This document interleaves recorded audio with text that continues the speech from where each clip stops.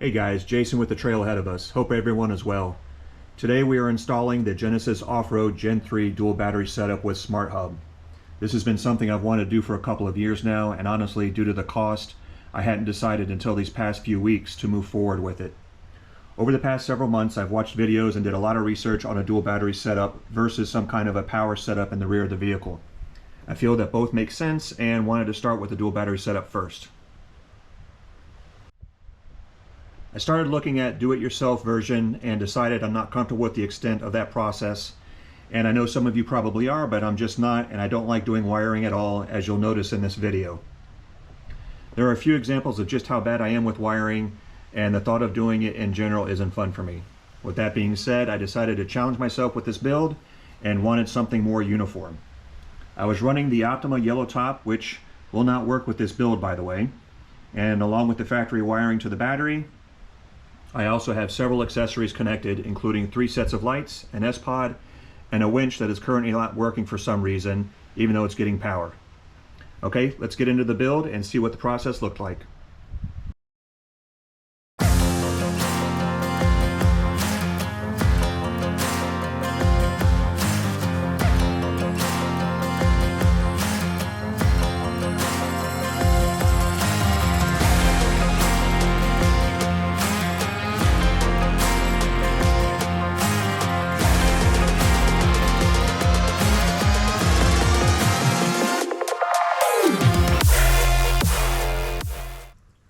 Alright, so we're going to start taking apart everything that we see here, and unfortunately Genesis Offroad doesn't provide instructions, which I think is really stupid, but we'll move on from that and get this thing installed. We're first going to start taking out everything. We'll have to take out this entire bracket that surrounds the entire battery right now that holds the fuse box in place. We'll be cutting down a couple of these bolts on the back here as well. Okay, the first thing we need to do is go ahead and disconnect the factory air box, and in my case I have the aftermarket Mopar cold air intake. We're going to get that disconnected and removed. We are going to be removing the fuse box, which I'll disconnect that from here and lean that over, and then we'll get rid of some of this wiring and get that out of the way and move on to the next step. Alright, so I'm going to use an 8mm socket to remove this one.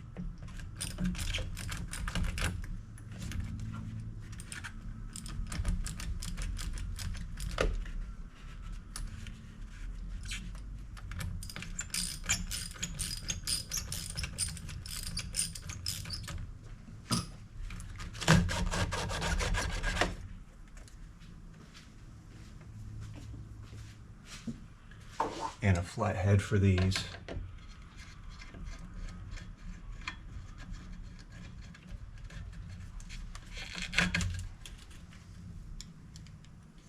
Tighten these back up so they don't fall off and get lost. Now, because I don't have the factory air box, I have this that came with the Mopar cold air intake. I need to remove 3 screws from this to pull this unit out as well. The bottom 2 here, 1 and 2, are 10mm. And there's a third one here that's an 8mm, so we'll go ahead and get that removed now.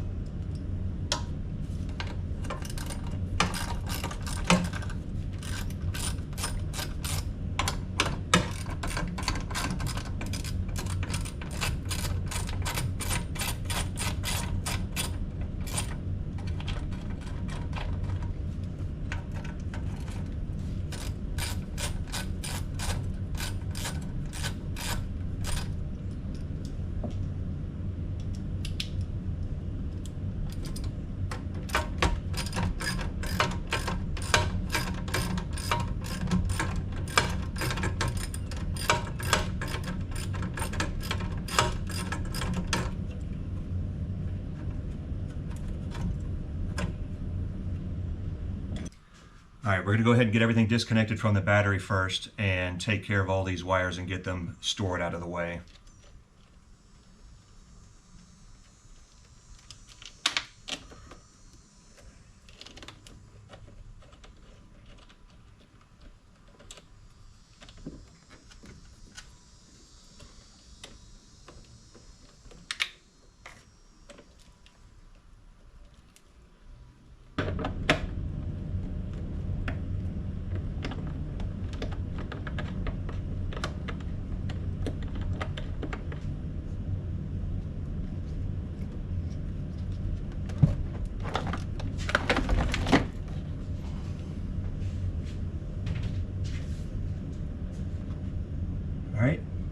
Next, I'm going to clean all this up a bit and then start on taking out the factory plastic bracket next.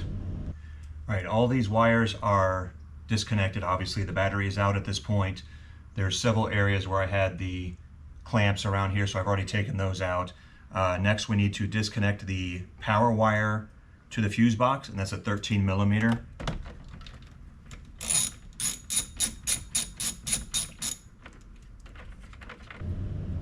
Okay, now that we've removed the power to the fuse box, what you need to do next is remove the fuse box from the tray. And there's 4 clips here that if you use a screwdriver or flathead, you'll be able to get that out. It's a little tricky and give you a bit of a headache. Once you get one side out, the others tend to snap back in. So just take your time with that, be a little patient, make sure you don't break anything. It is really stiff with the wiring, so just make sure that you're careful with it and move it out of the way off to the side, and we'll take care of it after that. We want to move the evap solenoid next, so what we can do is just push this red pin over, push down on this, and pull that one off, and we're going to remove the hoses as well. So what you do there is you just take the tabs on the blue one, lift up and pull out. Same thing with the red one, lift up and pull that out, and then you should be able to push the button in the back, the pin in the back, and kind of go in and then out with it.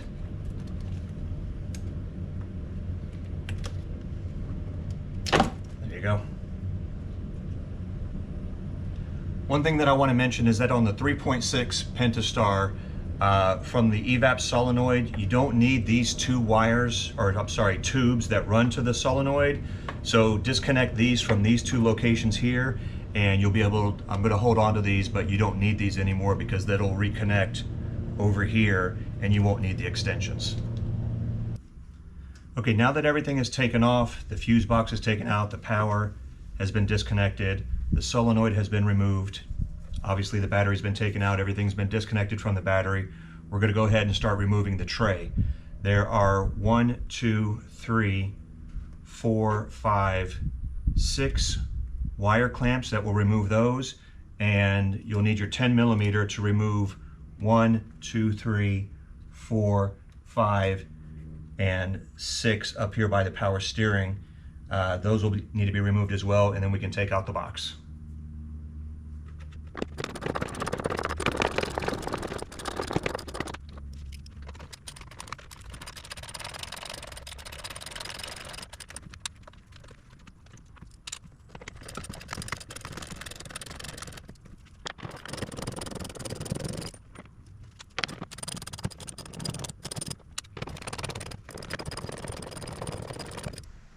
All right, so next we're going to move the reservoir pump, and that's a 10 millimeter on that one.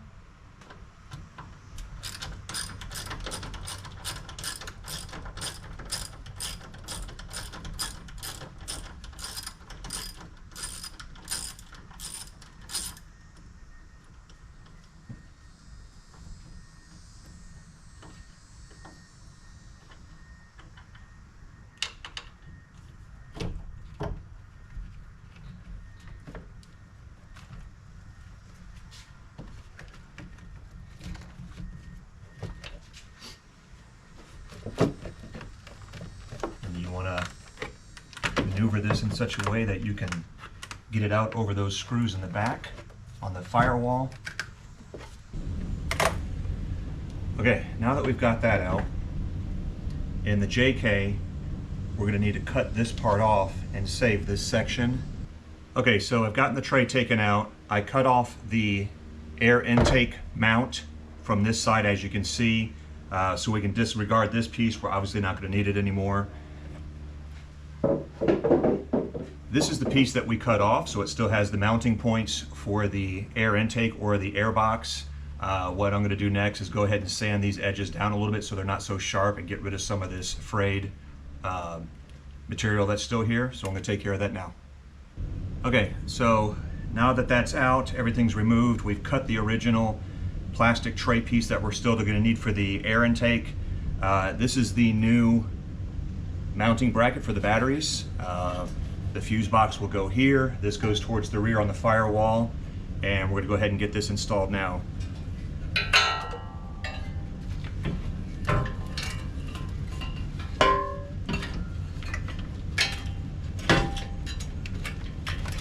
got to be careful with all the wiring because it is a big cluster, and you want to make sure you don't cut anything or snap anything.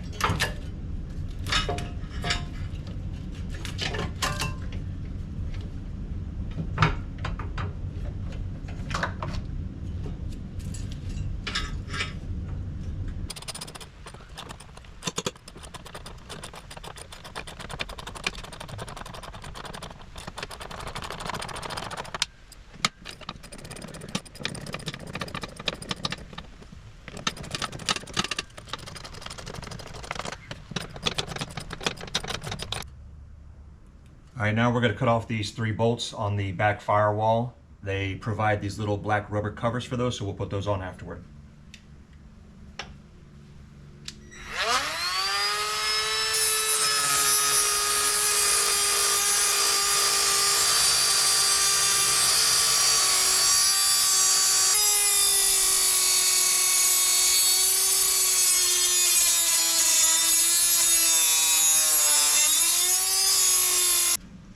All right, we're going to go ahead and get the fuse box installed on the new bracket.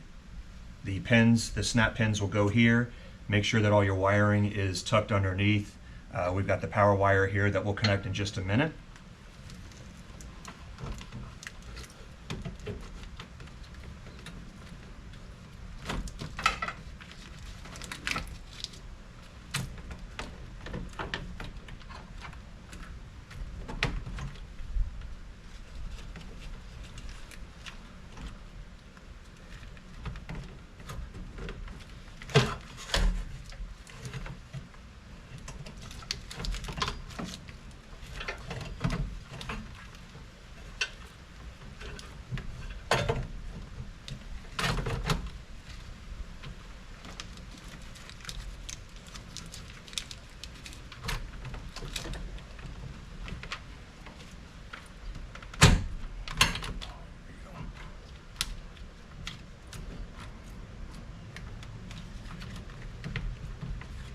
That's on there. All the wires are out of the way. There's a bunch of them under there, so just make sure that you've got them all tucked in right and nothing is being jammed or caught.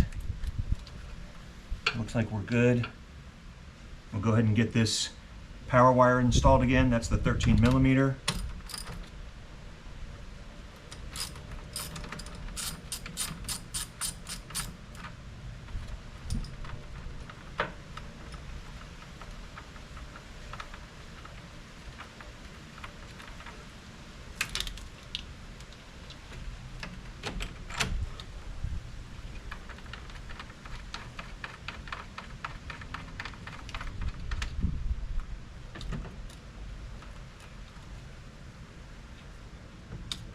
Make sure that's sitting in that little molding to the left here or to your right.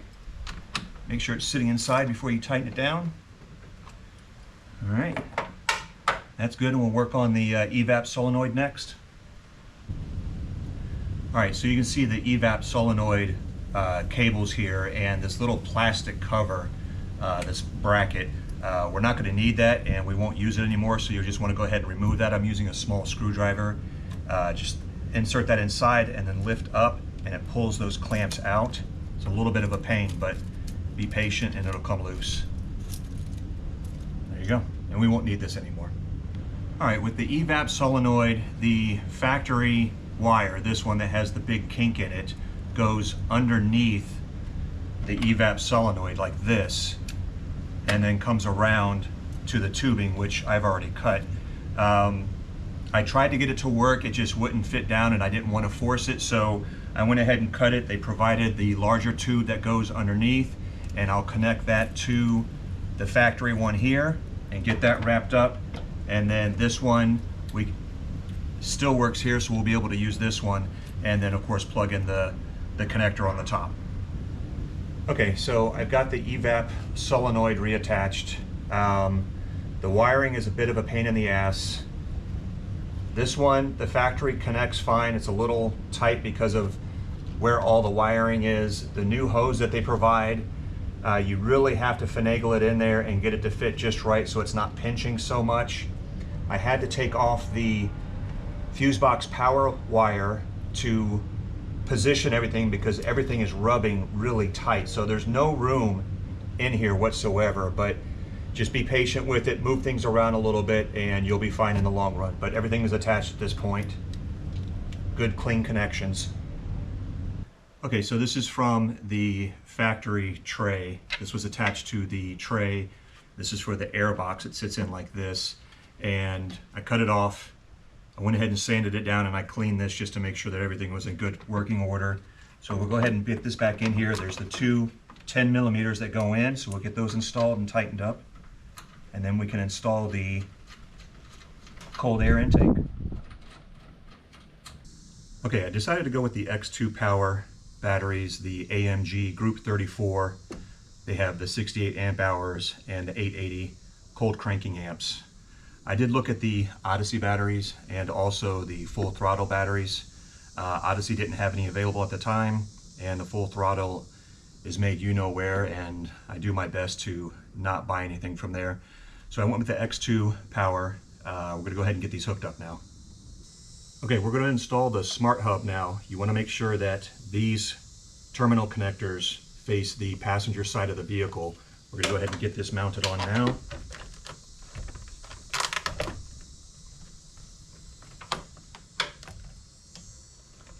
And you're going to use the 4 supplied bolts to mount it down, and this is a 13 millimeter.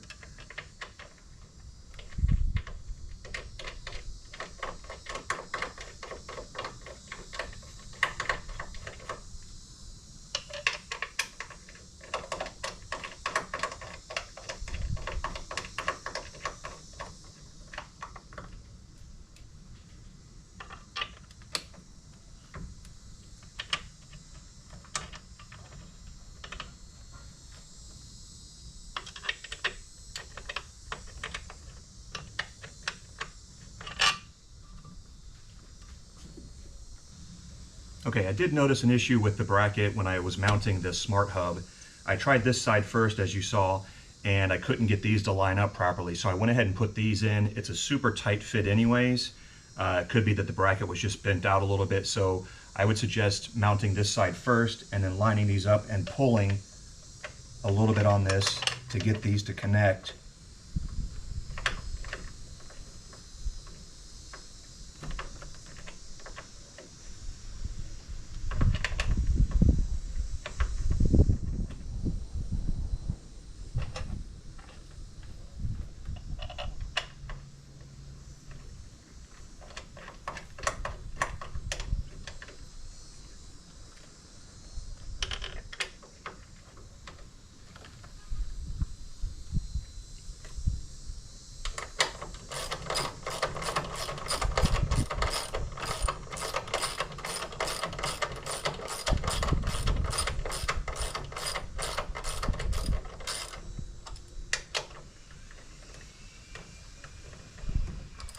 I'm not going to tighten these down all the way yet because you want to be able to adjust this forward and backward as necessary. Again, it's a tight fit. I mean, it's right up against the fuse box here, and it's certainly right up against the firewall. It's not going to move, but just make sure that everything's in place and everything's lined up. Okay, so as I was going to install the terminal clamps, this is the one that came with the negative, and the post is too big for the Genesis Smart Hub positive. This was the backup I have, but putting this on there, these bolts hit the plastic and won't tighten up enough, so I'm gonna have to run to the store and pick up something else. This is why I don't like messing with wires in the battery. It's just over my head, and this kind of stuff drives me nuts. I'll head to the store, come back with what I need, and get this finished off. Okay. I went to the store and I bought some new terminal post clamps. They didn't work. The problem I ran into is that this is 3/8, and for whatever reason, this $600 piece of equipment used a 5/16 for the positive lead. I don't understand it. I'm not good with wiring. I don't like doing it. This was a big challenge for me to do in the first place. All of these needed to be redone. I felt uncomfortable doing it, but I wanted to challenge myself and see if I could do it the right way. I ended up drilling this out. I don't at all like having to do that. I think it's ridiculous to have to do that. But again, my ignorance and lack of knowledge with wiring, maybe there's a better option. I don't know. You can leave a comment down below and let me know for future reference. Anyway, I drilled this out. It now fits the 3/8 post. So I'm going to go ahead and get everything installed. We're going to do the crank positive lead first. Then we'll do the accessory battery positive and go from there. Okay, we're going to connect the cranking battery positive first, then the accessory battery positive, then the accessory battery negative, and then the cranking battery negative. Obviously, you want to make sure that all of your live wires after that are not touching each other. So we'll go ahead and get all this connected now.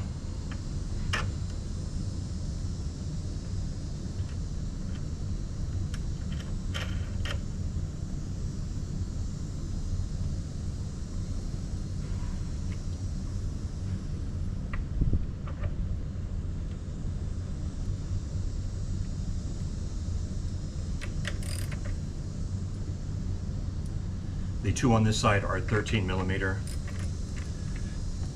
Just make sure it's down to the base.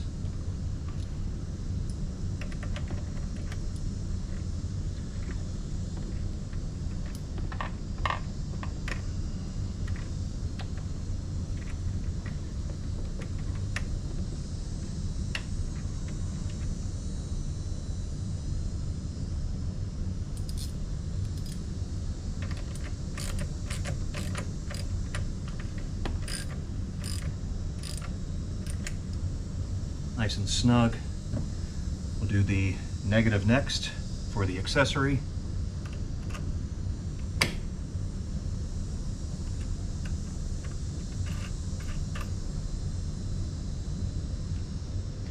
Make sure those don't touch.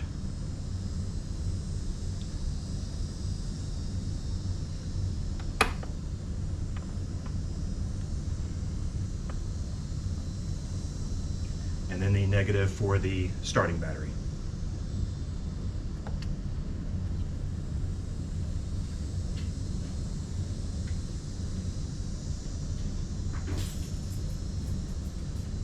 Make sure I have my keys handy.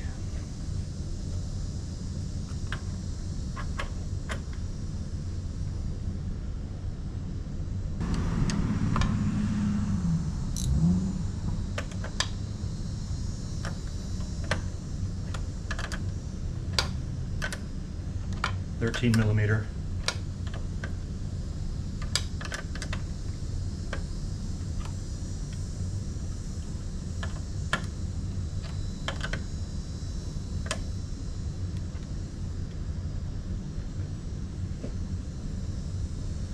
All right, all those are connected. Now we can pop this, and then we'll start adding our accessories here, including the factory original loom wiring, the two positives, the two negatives, and again what appears to be the hitch. There's a lot of back and forth aligned about which one that is, but it appears to be the hitch, all extended for this process and to make sure that everything fits properly without being too tight. So we'll go ahead and get that done next.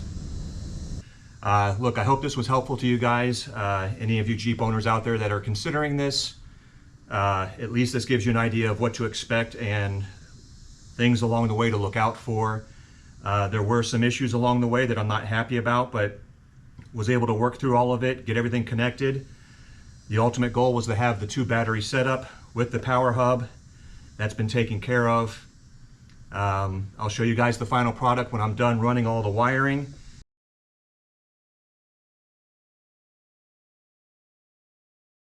I'm going to throw myself on the chopping block here. For those of you who are good with wiring, who know what wiring is and how to deal with it, you probably noticed earlier in the video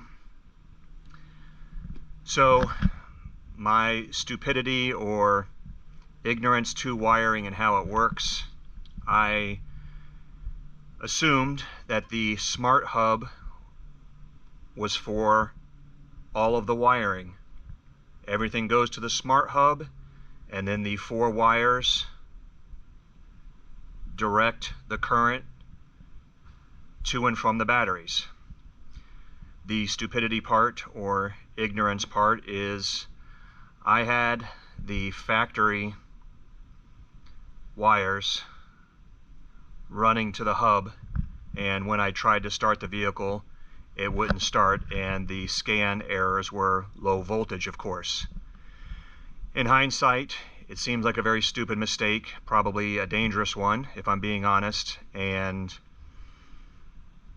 I just assumed that all the wiring went here. But again, the factory wiring still has to go directly to the negative post and the positive post, which you can see I have that set up now. Everything started up just fine. This is the finished product. It's nice and clean. I have the extra wiring now that I wasn't accounting for. At some point maybe I'll cut these back, but it is all set up and done. Once I run the accessories it'll be completed. But yeah, this is the finished product. The 2 X2 Group 34 batteries, the Genesis Offroad Smart Hub, and the dual battery bracket setup, with the fuse box being a part of the bracket now. So there you go. I hope you guys enjoyed both my stupidity with the wiring and with the setup. Let me know in the comments below what you think. Talk with you soon.